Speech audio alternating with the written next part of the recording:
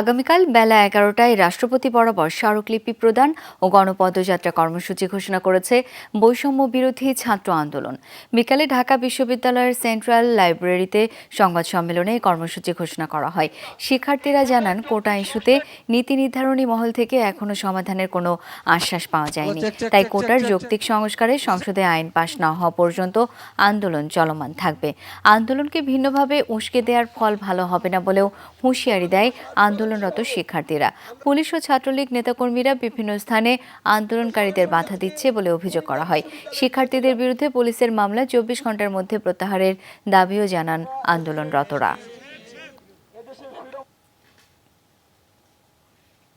আমরা একটি যৌক্তিক ও ন্যায়সঙ্গত আন্দোলনের রাজপথে রয়েছি। এখানে আমাদেরকে যদি কোনোভাবে উস্কে দেওয়া কিংবা ছাত্র সমাজের এই যে একটি যৌক্তিক চাওয়া নিয়ে যে একটি মত তৈরি হয়েছে পুরো দেশব্যাপী, সেটিকে বিভ্রান্ত করার বা অন্য কোনো খাতে নেওয়ার চেষ্টা করা হয়, তাহলে আসলে এটি কোনো ভালো ফল বয়ে আনবে না।